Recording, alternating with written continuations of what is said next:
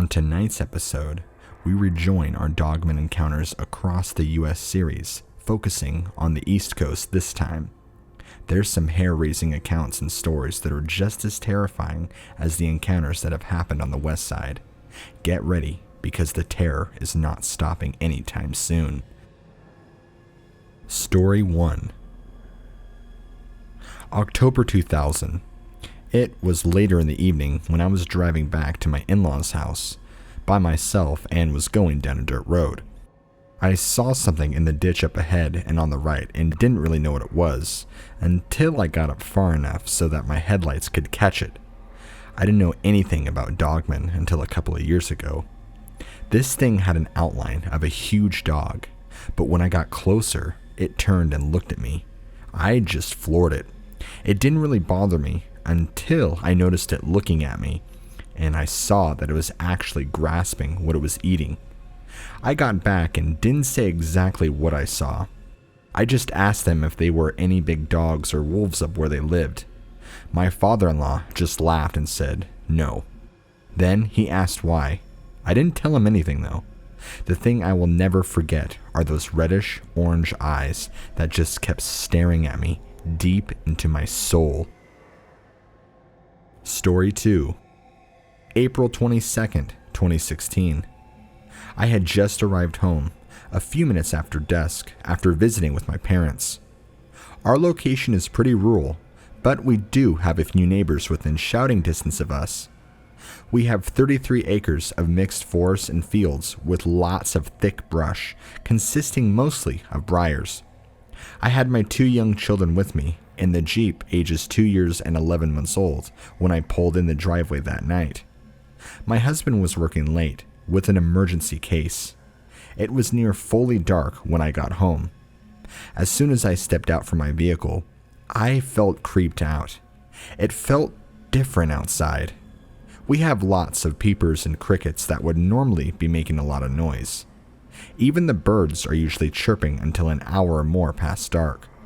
This time, there was not a sound. It was very warm that evening, so the peepers should have been in full chorus. Because of my uneasy feeling, I was rushing to get the kids in the house, and at the same time, did not want to leave RJ in the car alone for a minute as I routinely do. He and our older daughter, who was asleep, are normally too heavy for me to carry together at the same time. That night though, I grabbed them both, one in each arm, after finding my keys to the front door and carried them both. Usually, I would use the auto garage door. However, the opener did not work. When I reached the front door, at the top of the stairs and got situated on the front porch, I put down Angelina in order to open the front door. As soon as I turned my attention back to the front door, it happened. Somewhere to my left came a sound that will be forever seared into my memory. It started low and slowly increased to a moderately loud growl. It was deep-toned and very guttural, and was angry in character. It was nothing like anything I had ever heard before, but it did sound canine in origin, especially after spending an hour listening to various animal growls. The growl continued for approximately 10 seconds. I was so terrified I was fumbling with the keys. It really felt like I was dropping into an 80s horror film. I really did think I was going to die. I was sure any second the thing making this sound was going to pounce upon me and the kids and eat us right then and there on the spot. The growl sounded as though the creature was standing just off to my left. I refused to look out of fear of what I would see. It sounded so close and or even above eye level with me. My porch extends another 5 feet to the left, and then off the porch is the front of the house. There's 35 yards of grass to the edge of the tree line, and there's a field with 2-foot tall grass opposite of that.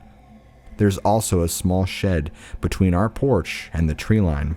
Standing on the front porch from my head to the ground is approximately 9 feet, so I assume it was standing near the corner of the house.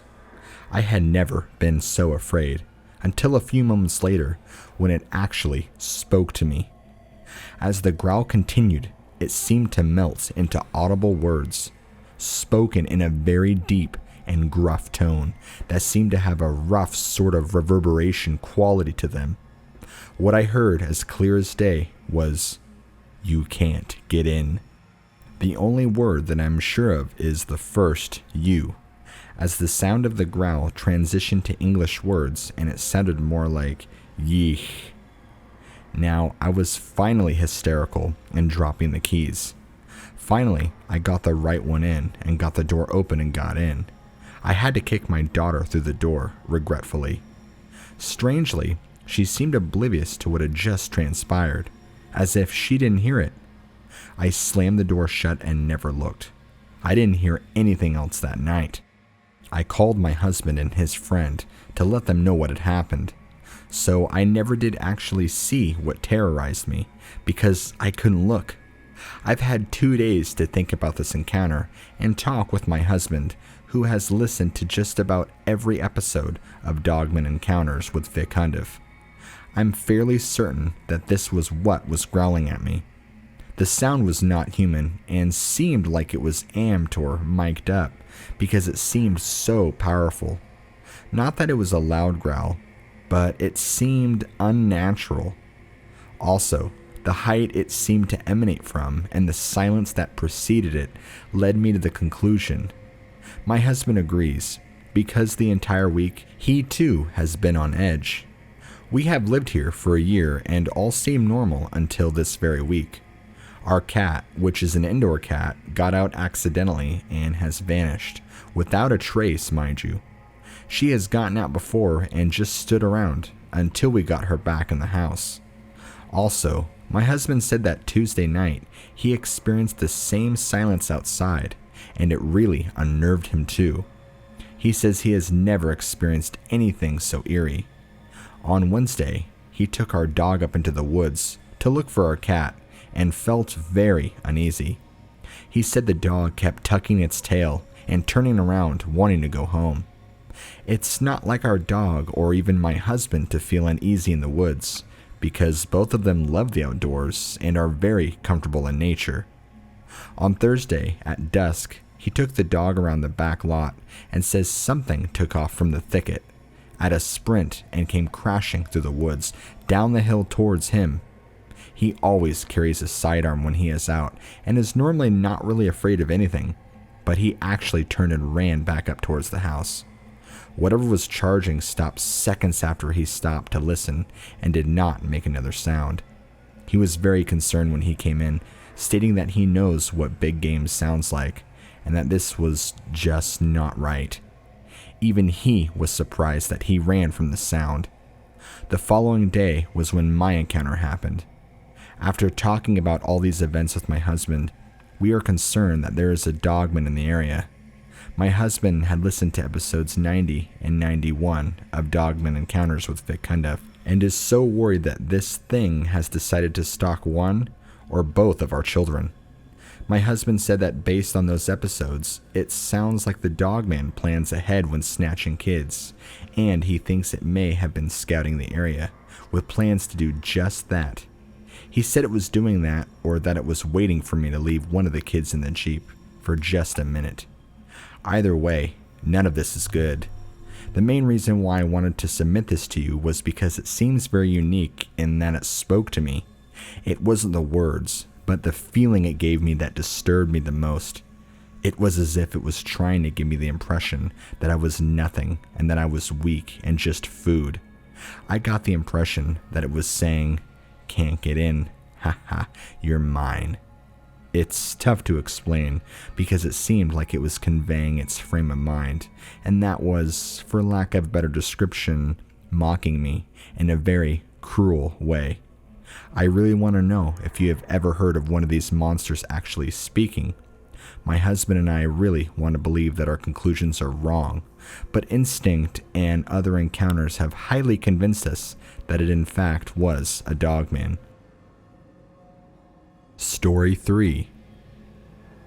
A park ranger, John Irwin, was traveling through a deserted road within the forest and had reached a spot where the Mullica River annexed to the road when up ahead his headlights shone on a large dark figure that was emerging from the woods and was moving into the roadway. As he got closer, the figure stood in front of the car, blocking the roadway. Erwin had to stop his car in order to avoid hitting the creature. The creature was described as being well over 6 foot tall and covered with black fur that looked wet and matted. It appeared not to have any forelegs, but had a pair of huge, powerful hind legs. The creature glanced through the windshield of the car, revealing 2 piercing red eyes. It stood a few moments and then turned and continued across the road, walking upright like a human in a peculiar robot-like fashion. Story 4. June 1st, 2017. I was going through the hiking trails with my dog behind my town's local high school fairly late one night. I had gone there plenty of times before since I was young, so I wasn't frightened. While I was walking my dog, he kept trying to stop and was whimpering, which was strange because he is normally a very brave dog. After walking for about 10 minutes longer, I heard huge branches crashing and breaking. That's when I started to become frightened and decided to turn back. While walking back, I could tell that something was following me. I was terrified. Suddenly, after a minute of calmness, this creature leaped in front of me across the trail. The creature had long, dark fur and was enormous. It wasn't a bear. It was like a very muscular, huge wolf. After seeing this, I picked up my dog and sprinted off the trail without ever seeing it again. That was easily one of the most terrifying nights of my life. Story 5. Since it was summer break for my school, I was lazily lounging at home, watching TV. I got bored, so I went outside to see if I could do anything with my chickens, like feed them worms and snails. Before I go into more detail, I should explain the area I live in. My home is on the outskirts of the city I live in. I had about 5 or 7 chickens at the time, and we hadn't expanded the coop yet, so it was a small pen connecting to 2 sides of the chicken coop, which is wooden and sturdy. The only ways to get into the coop is either through the trap door attached to the big door and the 3 windows. One window is on one side of the door, and the second window is on the other side. The third window is a large window. Keep in mind that they all have traps connected to them so they can be closed. We have 7 acres of woodland that we call the back pasture, and if you've ever been back there, you could see that it's a popular habitat for the local deer. There was also a wild boar that was roaming around at the time, and I don't know how it got there. We had been having troubles with poachers for a while, considering the population of deer in the woods. One poacher had set up a trail cam, one that was motion activated. There was an old rusty deer stand that had been put on a tree a long time ago, and the tree had begun to grow around it. Beyond our acres of woods, there's a large cornfield owned by our neighbors, and beyond that is a forest. I don't know what the forest is like beyond that field since we've never been there. I went outside to do something with my chickens and had brought along a bucket of corn for feeding the deer afterwards. When I walked out of my house, I saw a doe was sitting in the tall grass. I thought it was sleeping since its head was down and it wasn't moving. I, being the curious little nut that I was, decided that I would sneak up on the deer and get a picture of it to show my mother when she got home from work. I crept as silently as I could across that yard that separated me from the deer. I should also mention that we have a clearing with a burn pit in it that was filled with cedar branches. I was creeping across my yard towards the deer, and when I had cleared the burn pit and was about 10 yards from it, I realized that the deer wasn't asleep, but it was dead. It was the most disgusting sight I had ever seen. Its intestines were completely gone, the flesh on the body of the doe shredded to pieces, and blood everywhere. It looked as if it had been sitting there for a while, and smelt like it too. Most of the blood was dried, and the air reeked with the stench of rotting flesh, urine, and what seemed to be like a hint of wet dog. Something that creeped me out about the scene was, although it was a rotting carcass, There were no insects at all around it. It was as if the usual lively forest was deader than the deer. Not even the neighbor's cattle made a sound. It looked as if the poor deer had simply been left after being brutally attacked and half-eaten, which it most likely was. I left the bucket at the beginning of the trail, thinking that I would come out later with my mother and grain the deer when she got home. Then I started to walk back to my house.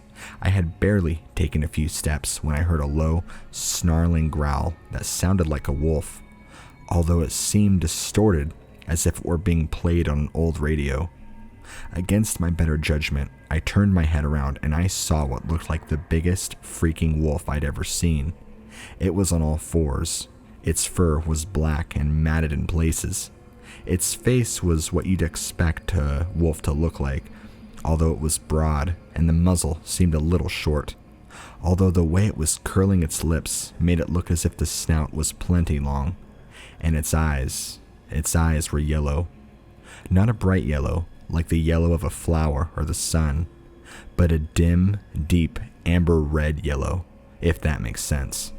Its ears looked like that of a Doberman pinscher, with a cropped effect going on. Its front legs were long, and it looked as if it were a bodybuilder. Its paws, if you can even call them paws, looked like huge hands with long claws at the end of them. It stood up, and I heard the most sickening popping sound you could ever imagine. It sounded like the sound of popping joints, but it seemed amplified as if it were being played through a microphone. Its body looked like a bodybuilder's pumped up on steroids. It was so big. It had no tail that I could tell, and it seemed to tower over me, although I was a good 10 meters from it. I was about 5 foot 4 inches at the time, and I came nowhere close to its height. It was so tall that the tip of its ears could almost touch the top of a young cedar. It let out a very loud howl, which sounded more like a roar, and it charged me. Doing the only thing I knew to do while hyped up on fear and adrenaline, I began to run away. I remember clearing my yard in what seemed like hours, but was most likely only a few seconds, and running inside, slamming and locking all the doors and windows. As I calmed down a small bit, I had realized that if it had really wanted to kill me, that it would have, and that what I experienced was not an attack, but a bluff charge, very common for many predators in the wild. I was lucky to get away with my life. Although this happened almost 2 years ago, it still terrifies me to think about it. The deer was gone the next day, and ever since that evening I have been weary around those woods, only going in them in broad daylight, only when I absolutely had to, and never without a weapon.